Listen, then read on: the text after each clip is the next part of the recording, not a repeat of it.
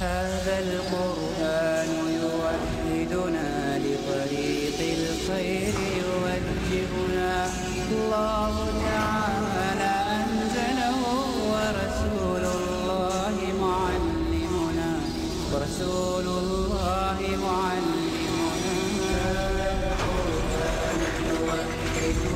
إن الحمد لله نحمده ونستعينه ونستغفره ونعوذ بالله من شرور أنفسنا ومن سيئات أعمالنا من يهده الله فلا مضل له ومن يضلله فلا هادي له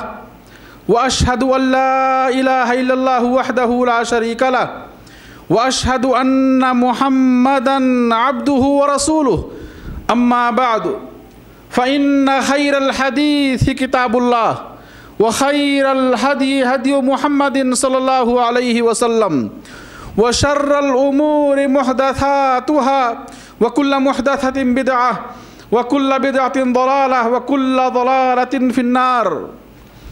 يا أيها الذين آمنوا اتقوا الله حق تقاته ولا تموتن إلا وأنتم مسلمون يا أيها الناس اتقوا ربكم الذي خلقكم من نفس واحدة وخلق منها زوجها وبث منهما رجالا كثيرا ونساء واتقوا الله الذي تساءلون به والأرحام إن الله كان عليكم رقيبا برادران اسلام، حاضرین جمعہ، دینی و ملی بھائیوں، انسان کی زندگی خیر و شر، دکھ سکھ، راحت اور پریشانی کے مجموعے کا نام ہے۔ انسان کی زندگی میں نہ ہمیشہ خوشیاں ہوتی ہیں اور نہ ہمیشہ پریشانیاں رہتی ہیں، حالات بدلتے رہتے ہیں۔ اللہ سبحانہ وتعالی اپنی حکمت کے تحت اور بندوں کی مصلحتوں کے تحت انسان کی زندگی میں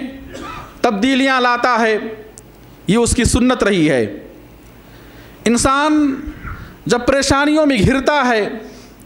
مسائل میں الجھتا ہے، تکالیف اور مصائب سے جب گھر جاتا ہے اور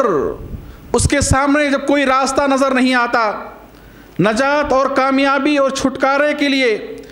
کوئی وسائل اور ذرائع اسے نظر نہیں آتے، اپنے اور بیگانے سب ساتھ چھوڑ دیتے ہیں، اس وقت اس کے سامنے اس کا پہلا اور آخری سہارا اللہ کا سہارا ہوتا ہے، جس کے سامنے اپنے ہاتھوں کو پھیلاتا ہے، جس کی طرف اپنے ہاتھوں کو بلند کرتا ہے، رب سے گڑ گڑاتا ہے، مانگتا ہے، عاجزی ان کے ساری کے ساتھ دعائیں کرتا ہے۔ اور اللہ سبحانہ وتعالیٰ نے قرآن کے اندر مختلف آیتوں میں اپنے بندوں کو اس بات کا حکم دیا ہے کہ بندو مجھ سے مانگو، مجھے پکارو، میں تمہاری پکار کو قبول کروں گا، میں تمہارے مسائل کو حل کروں گا، میں تمہارے سوال کو پورا کروں گا۔ اللہ سبحانہ وتعالیٰ نے قرآن کی مختلف آیتوں میں بندوں سے اس بات کا وعدہ فرمایا ہے، اور اللہ سے بڑھ کر وعدہ کون پورا کر سکتا ہے؟ اللہ سے بڑھ کر وفا اور صدق و صفا کا پیکر کون ہو سکتا ہے؟ میرے بھائیو، آج خطبہ جمعہ بتلاؤں گا کہ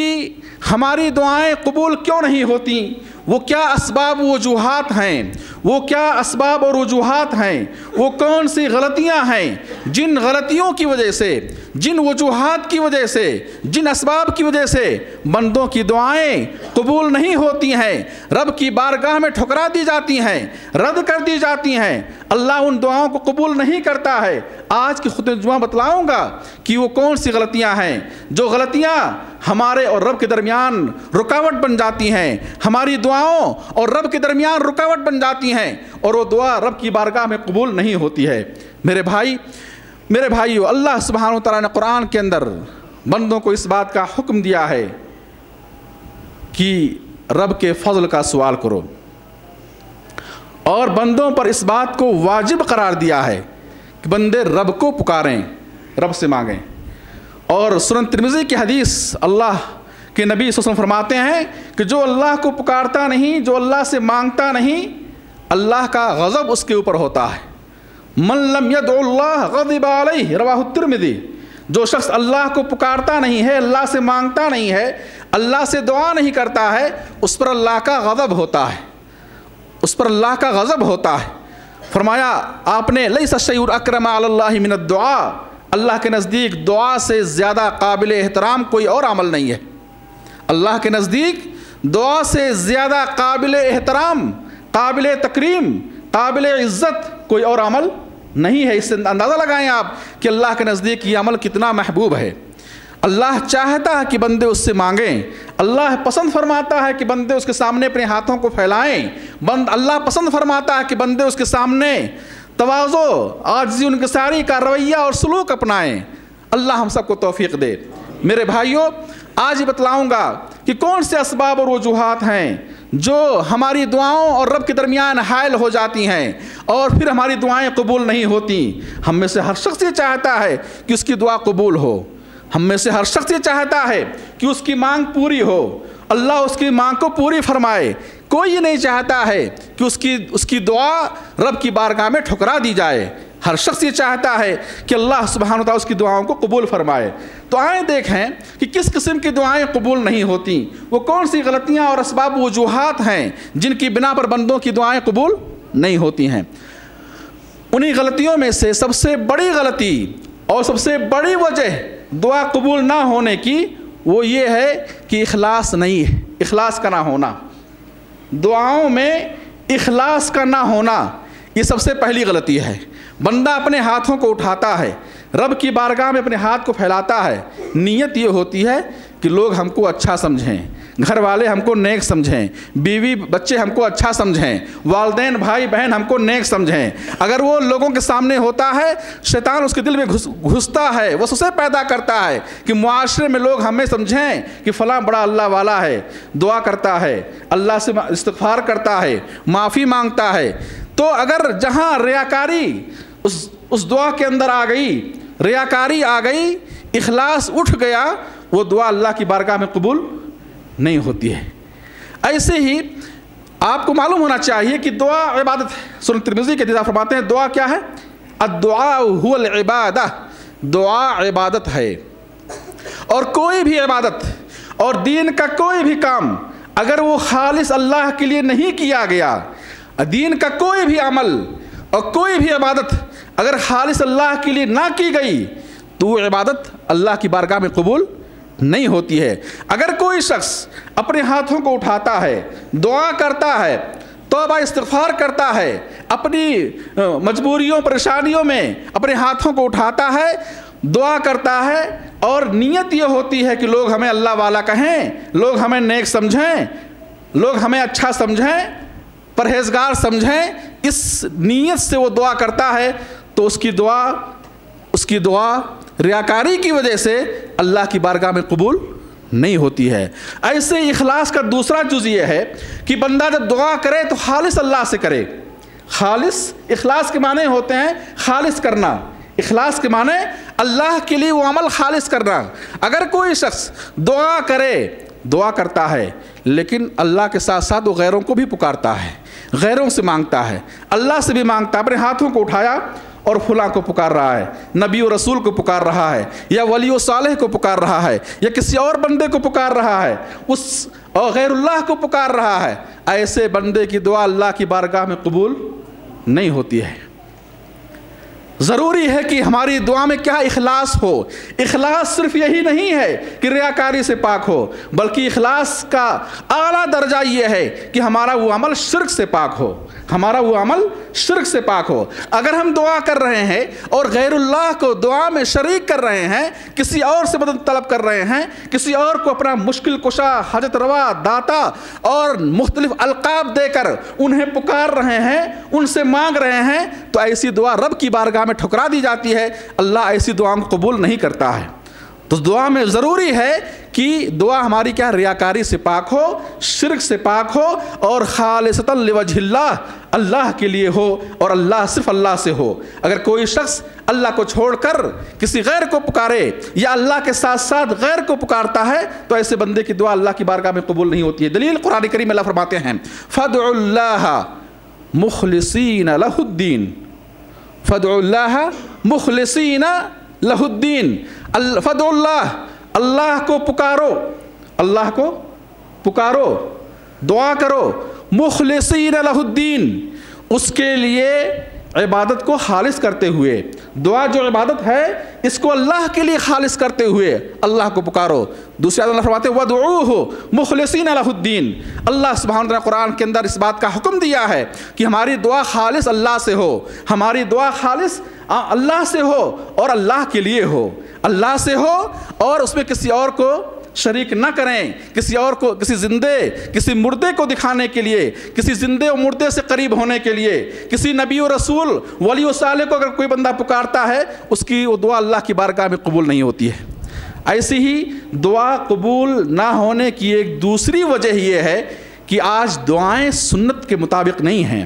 بہت سارے بھائیوں کی دعائیں سنت کے مطابق نہیں ہیں، اور آپ کو معلوم ہونا چاہیے کہ دین کا کوئی بھی عمل اور دین کا کوئی بھی کام اور کوئی عبادت اگر سنت کے مطابق نہیں ہے، سنت کے مطابق نہیں ہے تو وہ عمل اللہ کے ہاں قبول نہیں ہے، وہ عمل اللہ کے ہاں قبول نہیں ہے۔ دعا عبادت ہے، الدعاء هو العبادہ، دعا عبادت ہے، اور ہر عبادت کیا ہے؟ توقیفی ہے۔ ہر عبادت کیا ہے؟ توقیفی۔ توقیفی کا مطلب یہ ہوتا ہے کہ جتنا جیسے کرنے کا حکم دیا گیا ہے ویسے کرنا، وہیں ٹھہر جانا، اس سے آگے تجاوز نہ کرنا، اس سے آگے نہ بڑھنا۔ کوئی بھی عبادت ہو، چاہے وہ نماز ہو، چاہے وہ روزہ ہو، حج ہو، زکوٰۃ ہو اور دیگر اعمال صالحہ ہوں، اللہ سبحانہ وتعالیٰ نے قرآن کے ذریعے اور اپنے نبی کے ذریعے عبادت کا جو طریقہ بتلایا ہے اسی طریقے پر عبادت کریں گے تو اللہ کی بارگاہ میں قبول ہے۔ اگر ہم اس طریقے سے ہٹ کر لوگوں کے گڑھے ہوئے طریقے کو اپنائیں اور لوگوں کے گڑھے ہوئے طریقے اور عبادت کو اپنائیں تو وہ اللہ کے ہاں قبول نہیں ہے۔ دعا عبادت ہے، وہ ایسے کرو جیسے کرنے کا اللہ اور اس کے رسول صلی اللہ علیہ وسلم نے ہمیں حکم دیا ہے۔ میرے بھائیوں، آج آپ دیکھیں کہ انسان دعا کرتا ہے لیکن دعاؤں میں غیروں کا وسیلہ لیتا ہے، غیروں کا وسیلہ لیتا ہے، اللہ کے نبیوں کا، اللہ کے رسولوں کا وسیلہ لیتا ہے، اللہ کے نیک بندوں اولیاء و صالحین کا وسیلہ لیتا ہے، اور یہ سمجھتا ہے کہ ان کا وسیلہ لیے بغیر ہماری دعا قبول نہیں ہوگی۔ میرے بھائیوں، یہ اسلام سے اس کا کوئی تعلق نہیں ہے، بلکہ آپ دیکھیں قرآن کریم میں اللہ سبحانہ وتعالیٰ نے جتنی دعائیں قرآن کے اندر بتلائی ہیں، جتنی دعائیں اللہ نے قرآن کے اندر بتلائی ہیں، ربنا، رب، اللہم، مختلف الفاظ سے جو دعائیں قرآن کے اندر آئی ہیں، کسی بھی ایک دعا کے اندر آپ کو وسیلے کا ذکر نہیں ملے گا۔ ساری دعائیں ڈائریکٹ اللہ سے کی گئی ہیں، ساری دعائیں ڈائریکٹ اللہ سے کی گئی ہیں۔ قرآن آپ کے سامنے موجود ہے، جتنی دعائیں قرآن کی ہیں ان دعاؤں کو آپ پڑھ لیجئے، ترجمہ سے پڑھ لیجئے، الفاظ پر غور کریے اور کسی کا بھی ترجمہ پڑھ لیجئے۔ کسی بھی دعا کے اندر، قرآنی دعاؤں میں سے کسی بھی دعا کے اندر اللہ سبحانہ وتعالیٰ نے وسیلے کی تعلیم نہیں دی ہے اور نہ ہی کسی کے وسیلے سے دعا مانگنے کا حکم دیا ہے۔ اور ایسے ہی جہاں کہیں اللہ نے قرآن کے اندر دعا کرنے کا حکم دیا، ڈائریکٹ رب کو پکارنے کا حکم دیا ہے، ڈائریکٹ رب سے مانگنے کا حکم دیا ہے۔ کسی نبی، ولی، صالح مخلوق کے واسطے وسیلے سے رب کو پکارنا، میرے بھائیوں، یہ بہت بڑی گستاخی ہے۔ اللہ سبحانہ وتعالیٰ وسیلے کا محتاج نہیں، اللہ سبحانہ وتعالیٰ کسی واسطے کا محتاج نہیں، اللہ سبحانہ وتعالیٰ کسی سہارے کا محتاج نہیں۔ اللہ ڈائریکٹ بندوں کی پکار کو، بندوں کی باتوں کو سنتا ہے، اور ان کے بندوں کے مانگنے سے پہلے اللہ ان کے دلوں کا حال جانتا ہے، ان کی حاجتوں کو جانتا ہے۔ میرے بھائی، اللہ سبحانہ وتعالیٰ وسیلے اور واسطے کا محتاج نہیں ہے۔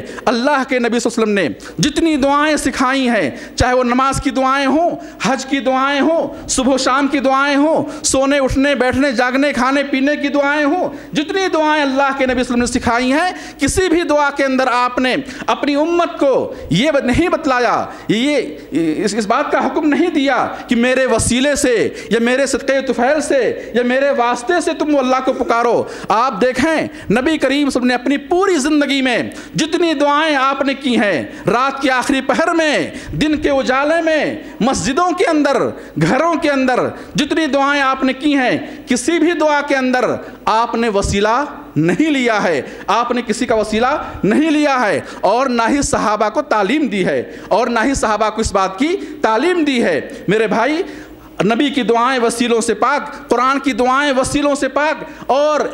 دعا کیا ہے؟ عبادت ہے۔ جیسے آپ نے عملی طور پر یا قولی طور پر آپ نے ہمیں دعا کی تعلیم دی ہے، اسی طریقے سے دعا کریں گے تو اللہ کی بارگاہ میں قبول ہوگی۔ اس سے ہٹ کر اگر ہم نے اس میں کمی بیشی کی،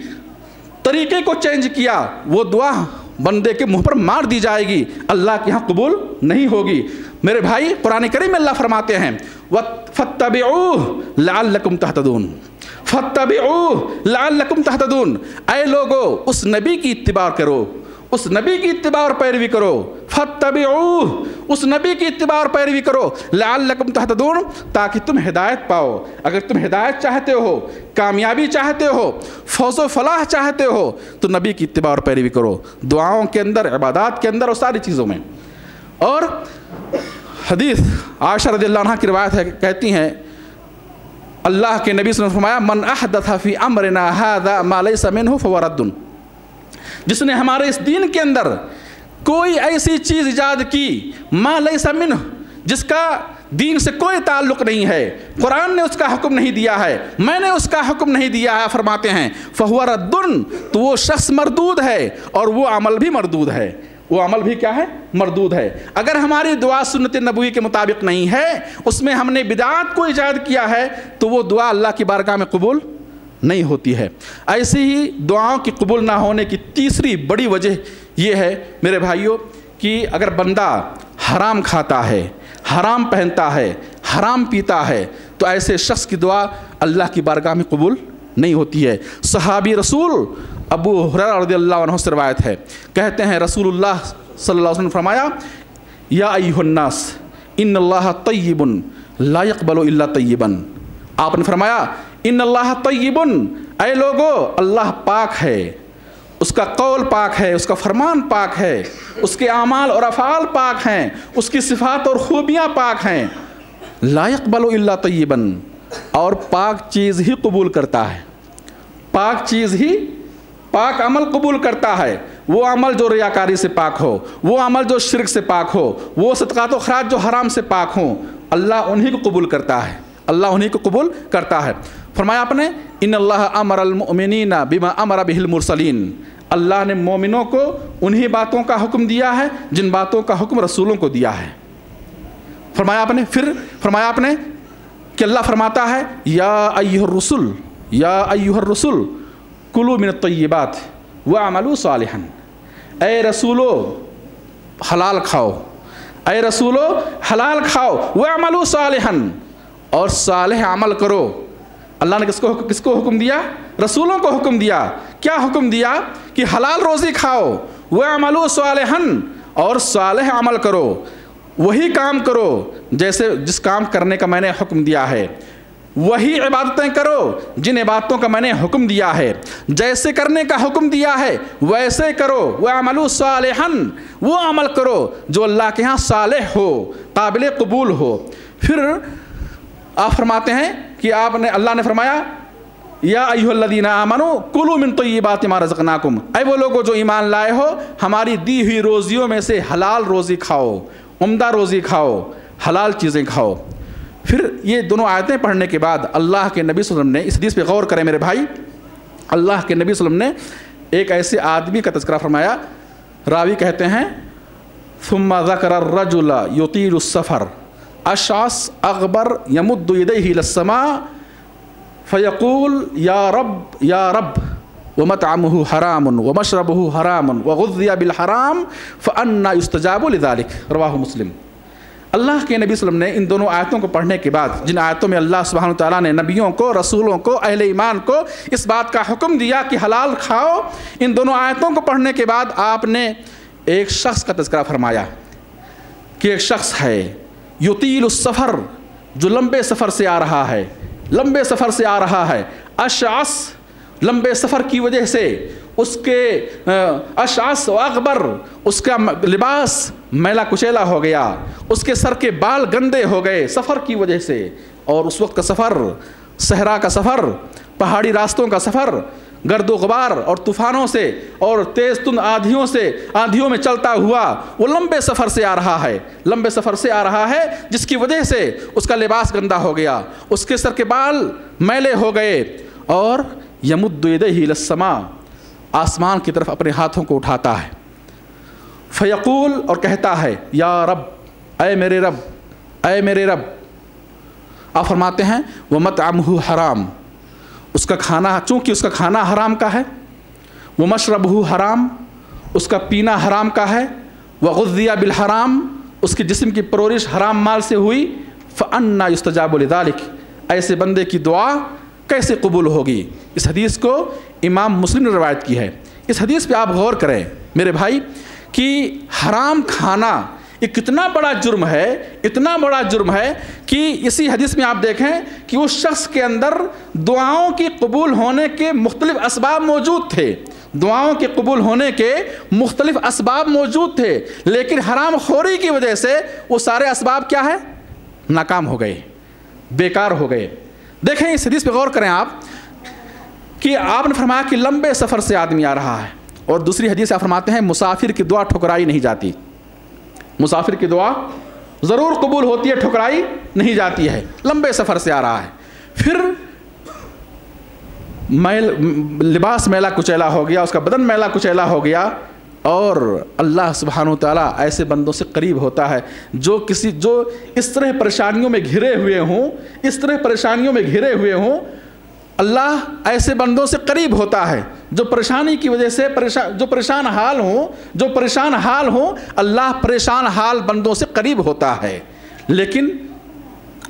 وہ شخص پریشان حال ہے، اپنے ہاتھوں کو اٹھا رہا ہے، پریشان حال ہے، پریشان حال بندوں کی دعائیں اللہ جلد قبول کرتا ہے، لیکن حرام کھانے کی وجہ سے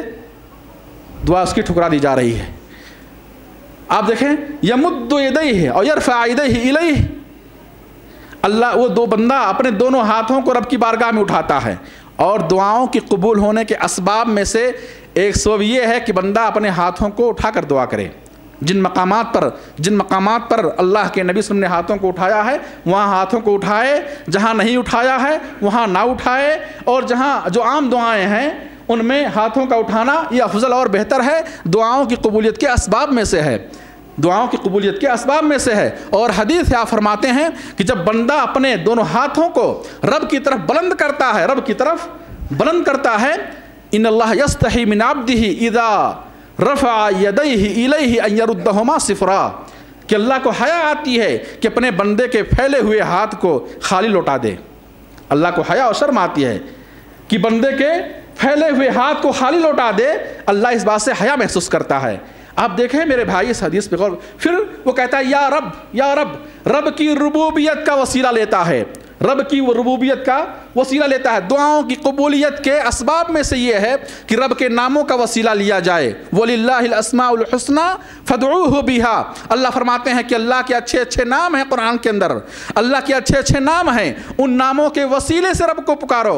آج لوگوں نے وہ وسیلہ چھوڑ دیا جو شرعی وسیلہ ہے، جو رب کا دیا ہوا وسیلہ ہے، آج ہم نے اس وسیلے کو چھوڑ دیا اور بدعیہ وسیلہ، لوگوں کا ایجاد کیا وسیلہ اپنا لیا۔ وہ میرے بھائی اگر کوئی شخص رب کے ناموں کو وسیلہ لے کر کے رب کو پکارتا ہے اس کی دعا قبول ہوتی ہے، رب کی بارگاہ میں اپنے ہاتھوں کو اٹھاتا ہے اس کی دعا قبول ہوتی ہے، سفر میں ہوتا ہے دعا کرتا ہے اس کی دعا قبول ہوتی ہے، جو پریشان حال ہو دعا کرے اس کی دعا قبول ہوتی ہے۔ اس حدیث کے اندر اس بندے کے اندر دعاؤں کی قبولیت کے چار اسباب موجود ہیں، چار اسباب موجود ہیں، لیکن ان چاروں اسباب کے ساتھ ساتھ ایک گناہ، ایک جرم اس کے اندر یہ ہے کہ وہ حرام کھاتا ہے، حرام پہنتا ہے، حرام سے اس کی پرورش ہوئی ہے، جس کی وجہ سے یہ چاروں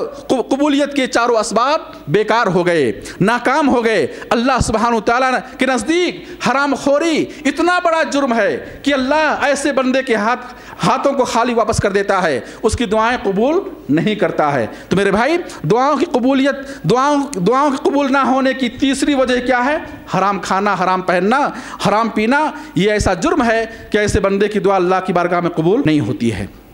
ایسے ہی دعاؤں کی قبول نہ ہونے کی چوتھی وجہ سنن ترمذی کی حدیث، اللہ کے نبی صلی اللہ علیہ وسلم فرماتے ہیں والذی نفسی بیدہ، قسم ہے اس ذات کی جس کے ہاتھ میں میری جان ہے، لتأمرن بالمعروف، تم بھلائیوں کا ضرور حکم دو۔ آپ نے قسم کھا کے فرمایا، اس حدیث پہ غور کریں آپ، لتأمرن بالمعروف، تم بھلائیوں کا ضرور حکم دو، تمہیں دینا چاہیے، تمہیں بھلائیوں کا ضرور حکم دینا چاہیے۔ بھلائی کیا ہے؟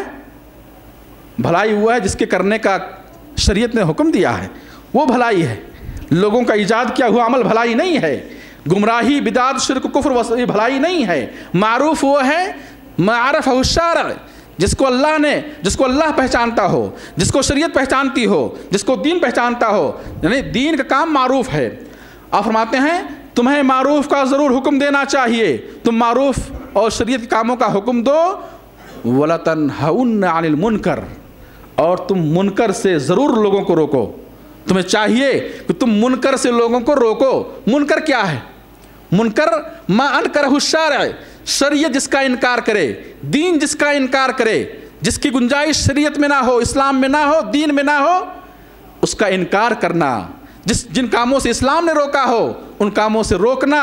ان کا انکار کرنا، یہ کیا ہے؟ منکر۔ وَلَتَنْهَوْنَ عَنِ الْمُنْكَرِ، اللہ آپ فرماتے ہیں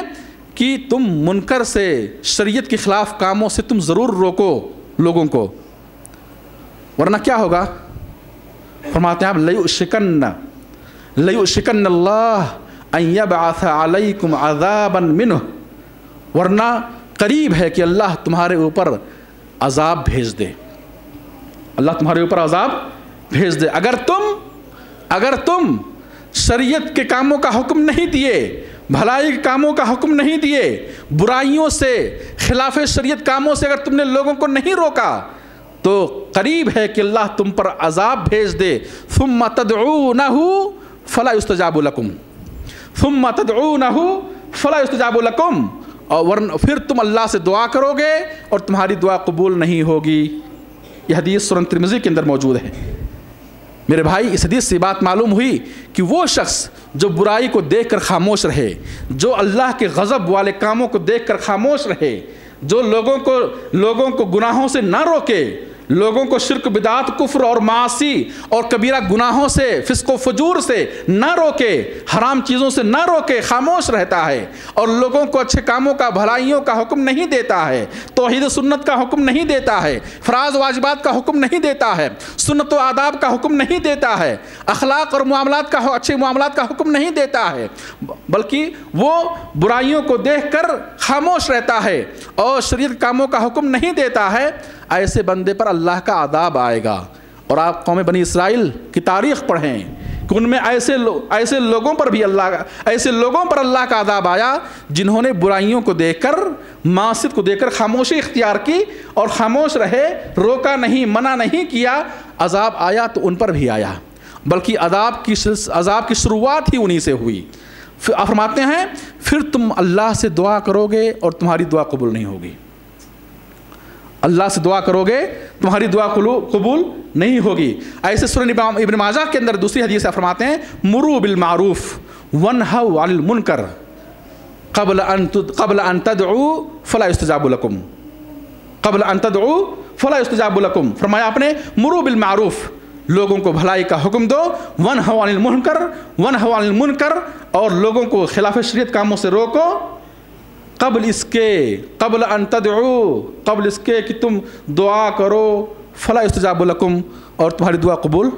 نہ ہو۔ معلوم یہ ہوا کہ دعاؤں کی قبول نہ ہونے کی چوتھی بڑی وجہ یہ ہے کہ اللہ کی لوگوں کو شریعت کاموں سے نہ روکنا، شریعت کاموں کا حکم نہ دینا اور برائیوں سے نہ روکنا۔ ایسے میرے بھائی، دعاؤں کی قبول نہ ہونے کی 3 وجہ اللہ کے نبی صلی اللہ علیہ وسلم نے ایک ہی حدیث کے اندر بیان فرمائی۔ آپ فرماتے ہیں، طبرانی کی روایت ہے کہ اللہ سبحانہ و تعالیٰ اللہ کے حکم سے رات کے نصف حصے میں آدھی رات میں آسمان کے دروازے کھول دیے جاتے ہیں، آسمان کے دروازے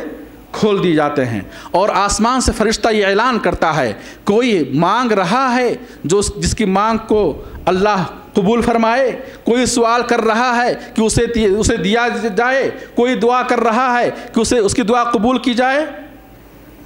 آپ فرماتے ہیں کہ سارے بندوں کی دعائیں قبول کی جائیں گی سوائے ان 2 قسم کے بندوں کی۔ پہلا وہ شخص، وہ عورت جو اپنی شرمگاہ کو بیچ کر مال کماتی ہے، اللہ اس کی دعا قبول نہیں فرماتا ہے۔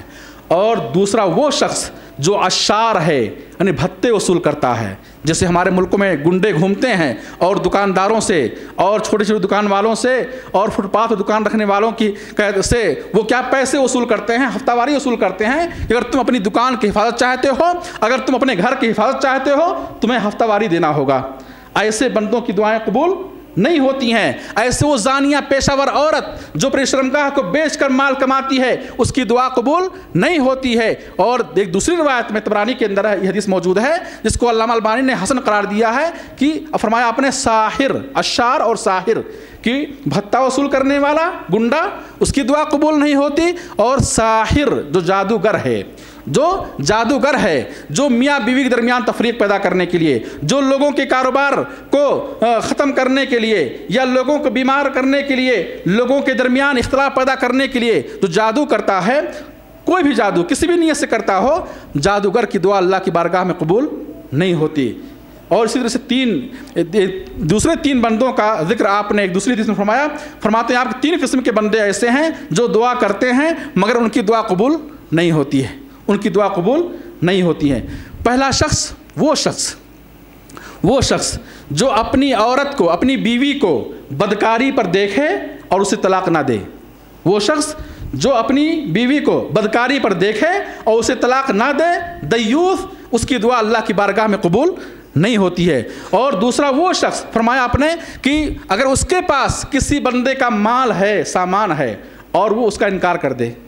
اور اس کا کیا ہے، انکار کر دے کہ نہیں تمہارا کوئی پیسہ میرے پاس نہیں، تمہارا کوئی سامان میرے پاس نہیں، انکار کر دے۔ آپ نے کسی کو امین بنایا اور کسی کے پاس امانت رکھی اور وہ کیا ہے، انکار کر دے، کیا کر دے، انکار کر دے، تو ایسے بندے کی دعا رب کی بارگاہ میں قبول نہیں ہوتی۔ اور تیسرا وہ شخص جو اپنا مال کسی بے عقل، پاگل اور ایسے شخص کو دے جو صحیح سے اس مال میں تصرف نہ کرے بلکہ اس کے مال کو وہ حرام چیزوں میں، اسراف، فضول خرچی میں صرف کرے، ایسے بندے کی دعا اللہ کی بارگاہ میں قبول نہیں ہوتی ہے۔ یعنی ایسے بندے کی دعا جو اپنا مال، چاہے اس کی اولاد کیوں نہ ہو، قرآن کریم میں اللہ فرماتے ہیں وَلَا تُؤْتُوا السُّفَهَاءَ أَمْوَالَكُمْ وَلَا تُؤْتُوا السُّفَهَاءَ أَمْوَالَكُمْ، تم بے عقلوں کو، نہ سمجھوں کو اپنا مال نہ دو، اپنا مال نہ دو، انہیں کھلاؤ پلاؤ، ان سے اچھے سے بات کرو، لیکن وہ بچے، وہ اولاد، یہ وہ تمہارے ماتحت رہنے والے جو مال میں صحیح طور سے تصرف نہیں کرتے ہیں، ممکن ہے اسراف فضول خرچی کریں، ممکن ہے اس مال کو وہ حرام کاموں میں صرف کریں اور اس مال سے غلط فائدہ اٹھائیں، اس مال سے لوگوں پر ظلم کریں، ایسے بے عقلوں کو، ایسے سفہاء کو اپنا مال نہ دو۔ قرآن نے اس کا انکار کیا سورہ آل عمران آیت نمبر 5 میں۔ تو میرے بھائی، آپ فرماتے ہیں جس شخص نے اپنا مال کسی بے عقل کو دیا، اللہ اس کی دعا قبول نہیں فرمائے گا۔ ایسے ہی تقریباً 10 ہو گئے۔ ایسے ہی وہ شخص جو لاپرواہی سے دعا کرے، دل کہیں اور ہے، دماغ کہیں اور ہے، کسی اور کو سوچ رہا ہے، اور آیا ہاتھ اٹھایا اور دعا کر رہا ہے، اسے کچھ نہیں پتا ہے کہ میں کیا مانگ رہا ہوں، اسے کچھ نہیں پتا ہے کہ میں کیا مانگ رہا ہوں۔ اور حدیث فرماتے ہیں ان اللہ لا یستجیب دعاء من قلب غافل لاہن، اللہ اس بندے کی دعا قبول نہیں فرماتا ہے جو بندہ غافل دل سے، لاپرواہ ہو کر رب سے دعا کرتا ہے، اس کی دعا رب کی بارگاہ میں قبول نہیں ہوتی ہے، بلکہ وہ دعا قبول ہوتی ہے جو دل جمعی کے ساتھ، حضور قلبی کے ساتھ دل لگا کر دعا کی جائے۔ جس دعا میں دل جمعی نہ ہو، حضور قلبی نہ ہو، اس دعا کو اللہ قبول نہیں فرماتا۔ ایسے ہی دعاؤں کی قبول نہ ہونے کی وجوہات میں سے ایک وجہ یہ ہے کہ اگر دعا کرنے والے کے دل میں اللہ پر یقین نہ ہو، اللہ پر یقین نہ ہو۔ بہت سارے بھائی آپ دیکھیں، وہ لوگ جن کا توکل غیر اللہ پر ہوتا ہے، جن کی امیدیں غیر اللہ سے ہوتی ہیں، جو غیر اللہ کے ساتھ شرک کرتے ہیں، جو غیر اللہ کو پکارتے ہیں، اگر وہ کبھی رب کی بارگاہ اپنے ہاتھوں کو اٹھاتے ہیں تو ان کو یقین نہیں ہوتا ہے کہ دعا کرنے سے ہماری بیماری ٹھیک ہو جائے گی، ان کو یقین نہیں ہوتا ہے کہ دعا کرنے سے ہماری تنگی ختم ہو جائے گی۔ آج ہی حال ہے کہ لوگوں سے کہا جائے بھائی دعا کریے، نہیں، یقین نہیں آتا انہیں کہ دعا کرنے سے ہماری پریشانی کیا دور ہو جائے گی۔ ہاں کہہ دیجئے کہ تعویذ پہن لو، اس پر انہیں یقین ہے۔ کہہ دیجئے کہ فلاں دربار میں چلے جاؤ، اس پر انہیں یقین ہے۔ کہہ دیجئے کہ آپ فلاں کے پاس جائیں اور وہ کچھ کر دیں گے، اس پر انہیں یقین ہے۔ لیکن یہ کہیے کہ آپ اللہ کی بارگاہ میں اپنے ہاتھوں کو اٹھائیے، رب سے مانگیے، اس پر انہیں یقین نہیں ہے۔ تو وہ شخص جو رب کی بارگاہ میں اپنے ہاتھوں کو اٹھاتا ہے اور رب کی ذات پر اسے یقین نہیں ہوتا، اور اسے یقین نہیں ہوتا کہ دعا کرنے سے ہماری پریشانی دور ہو جائے گی، دعا کرنے سے ہماری بیماری ٹھیک ہو جائے گی، اگر بندے کے اندر یقین نہیں ہے اللہ کی ذات پر تو اس کی دعا اللہ کے ہاں قبول ہوتی بھی نہیں ہے۔ حدیث یا فرماتے ہیں سنن ترمذی کے اندر، ادعوا اللہ وانتم موقنون بالاجابہ، ادعوا اللہ وانتم موقنون بالاجابہ، اللہ کو پکارو، اللہ سے دعا کرو اس طرح سے کہ تمہیں قبول ہونے پر یقین ہو، تمہیں قبول ہونے پر یقین ہو۔ ایسے ہی دعاؤں کی قبولیت کی آخری وجہ جو بتلانا چاہتا ہوں وہ یہ میرے بھائی کہ کبھی اللہ دعائیں قبول نہیں کرتا ہے، مانگ پوری نہیں کرتا ہے اپنی حکمت کی بنا پر، اپنی حکمت کی بنا پر۔ اور اس حکمت کو مسند احمد کے اندر اللہ کے نبی کی حدیث موجود ہے۔ آپ فرماتے ہیں کہ جب بندہ دعا کرتا ہے اور اس دعا میں کسی گناہ کا سوال نہیں کرتا ہے، قطع رحمی کا سوال نہیں کرتا ہے، تو اللہ اسے 3 چیزوں میں سے ایک دیتا ہے، 3 چیزوں میں سے ایک دیتا ہے۔ دعا کرنے والے کو 3 چیزوں میں سے ایک ضرور دیتا ہے، یا تو اس کی مانگ پوری کر دیتا ہے، جو مانگ رہا ہے دے دیتا ہے، یا کہ اس کی مانگ پوری نہیں کرتا ہے کہ اگر میں پوری کر دوں گا یہ فتنے کا شکار ہو جائے گا، سرکشی کا شکار ہو جائے گا، بغاوت کا شکار ہو جائے گا، ظلم کا شکار ہو جائے گا، دین سے دور ہو جائے گا، تکبر کا شکار ہو جائے گا۔ اللہ حکمت کے تحت اس کی مانگ پوری نہیں کرتا ہے، تو کیا کرتا ہے؟ اس کی دعا کے بدلے میں اس کی مصیبت کو دور کر دیتا ہے، اس کی مصیبت کو دور کر دیتا ہے۔ آنے والی جو مصیبت آنے والی تھی اس دعا کی وجہ سے وہ مصیبت کیا ہے؟ دور ہو گئی۔ اور یا تو پھر اللہ اس کی دعا کو آخرت کے لیے ذخیرہ بنا دیتا ہے، آخرت کے لیے دنیا میں وہ پریشانی دور نہ کر کے اس دعا کے بدلے میں آخرت کی پریشانی کو دور کر دیتا ہے۔ اس حدیث کو مسند احمد نے روایت کی ہے۔ میرے بھائی اور بھی کچھ وجوہات ہیں، میں انہی پر اکتفا کرتا ہوں۔ ہر شخص کو چاہیے اگر اس کی دعائیں قبول نہیں ہوتی ہیں وہ اپنے نفس کا جائزہ لے، اپنے اعمال کا مراجعہ کرے، اپنا حساب لے کہ ہمارے اندر کون سی غلطیاں پائی جاتی ہیں جن کی بنا پر ہماری دعائیں قبول نہیں ہو رہی ہیں۔ اور یاد رکھیں جس طرح سے اچھے کام کرنے سے دعا قبول ہوتی ہے، ایسے گناہ کرنے سے، معصیت کرنے سے، نافرمانی کرنے سے دعائیں قبول نہیں ہوتی ہیں۔ جس طرح سے اچھے کام کرنے سے بندہ اس طرح بن جاتا ہے کہ اس کی دعا قبول ہوتی ہے، جلد قبول ہوتی ہے، ایسے گناہ کرنے سے بندہ اس طرح ہو جاتا ہے کہ اس کی دعا قبول نہیں ہوتی ہے۔ تو ہر شخص کو چاہیے کہ اپنے نفس کا محاسبہ کرے، اپنا حساب لے، اللہ ہم سب کو توفیق دے، اور اگر ہمارے اندر وہ خامیاں، وہ کوتاہیاں پائی جا رہی ہیں تو ان کی اصلاح کی کوشش کرے۔ آمین یا رب اللہ ہم سب کو اپنی اصلاح کرنے، اپنے معاشرے کی اصلاح کرنے، اپنے اہل و عیال کی اصلاح کرنے کی توفیق عطا فرمائے۔ آمین رب العالمین۔ ربنا آتنا فی الدنیا حسنہ وفی الآخرۃ حسنہ وقنا عذاب النار۔ ربنا ظلمنا انفسنا وان لم تغفر لنا وترحمنا لنکونن من الخاسرین۔ ربنا تقبل منا انک انت السمیع العلیم وتب علینا انک انت التواب الرحیم۔ وآخر دعوانا الحمد للہ رب العالمین۔ واقول قولی ھذا واستغفر اللہ لی ولکم ولسائر المسلمین فاستغفروہ انہ هو الغفور الرحیم۔